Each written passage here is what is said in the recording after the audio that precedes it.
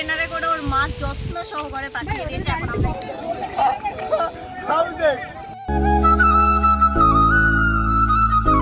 তো hey guys, welcome back to my channel. তোমরা সবাই কেমন আছো? আশা করছি সবাই খুব ভালো আছো, আর আমিও অনেক ভালো আছি। তো চলে আসলাম একটা নতুন ইন্টারেস্টিং ব্লগ ভিডিও নিয়ে। ব্লগটা হলো, তার আগে বলো তো তোমরা কে কে ঝাল খেতে ভীষণ পছন্দ করো? আমি তো পার্সোনালি আমার ভালো লাগে না, কিন্তু আমার বন্ধুবান্ধবরা সবাই আমাকে ধরেছে আজকে আমার মায়ের হাতের ঝাল রান্না খাবে। তো মাকে বললাম, মা কালকে বলেছিলাম, তো মা বললো ঠিক আছে আজকে রান্না করে দেবে। তো মা তো বাইরে রান্না করছে, আর আমি তো সেই ফাঁকে একটু তাড়াতাড়ি করে ভিডিওটা অন করে নিলাম। আর আমার বোন না প্রচণ্ড ক্যামেরা সায়, তো ক্যামেরার সামনে আসতেই চায় না। আর ঘরের জানলাটা না অনেকক্ষণ দিয়ে বন্ধ ছিল, তো সেটাই তাড়াতাড়ি করে খুলে দিলাম, কারণ অনেকটা বেলা হয়ে গেছিলো। তো বোন এখানে রসুন ঝুলছে, তো ওকে বললাম ক্যামেরার দিকে তাকাতে, তো একটু হাই করে দিল।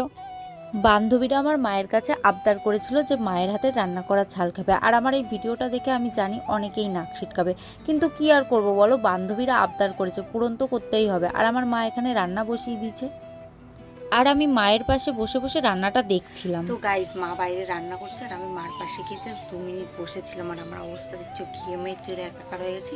সেই জন্য তাড়াতাড়ি করে ঘরে চলে আসলাম। সত্যি গরমের মধ্যে যে মার আমাদের রান্না করে এত ভালো ভালো রান্না করে খাওয়ায়, মার জন্য তো হ্যাটস অফ তো বানতা হ্যায়। তো চলো আরেকবার বাইরে গিয়ে দেখি আমার দিদি এত কিপটে, পাখাও চালায়নি গরমেতে, ঘাম দেখাবে মায়ের পাশে 2 মিনিট বসেছিল। না গাইজ, এটা ভুল কথা। পাখাটা তো দেখা চালাচ্ছে গরমেতে আমার বসে। তো পাখা চালালে একটা বাজে নয়েজ আসছে, সেই জন্য পাখাটা চালায়নি, কিন্তু এতক্ষণ তো মার পাশে বসে এই যে ঘামের অবস্থা আমার।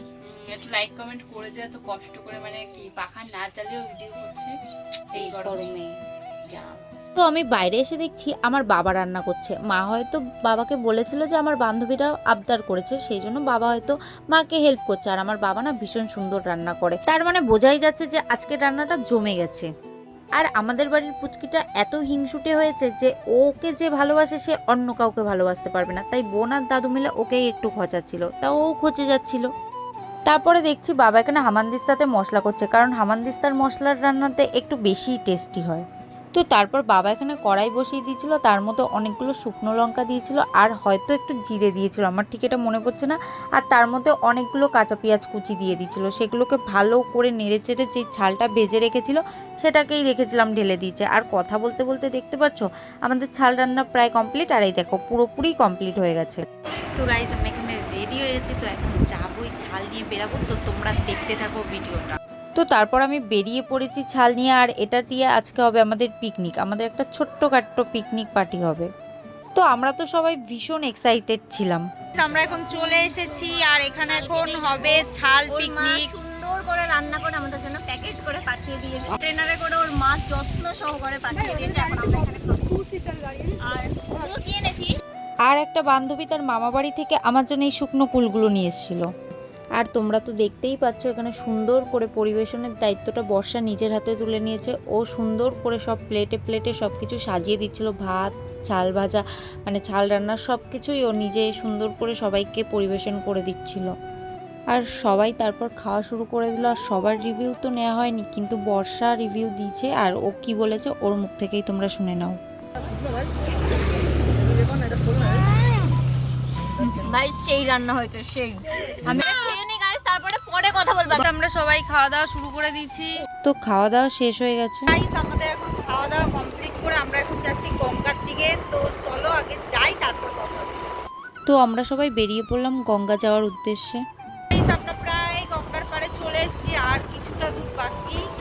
তো চলো একবারে গঙ্গার ঘাটে গিয়েই কথা হচ্ছে।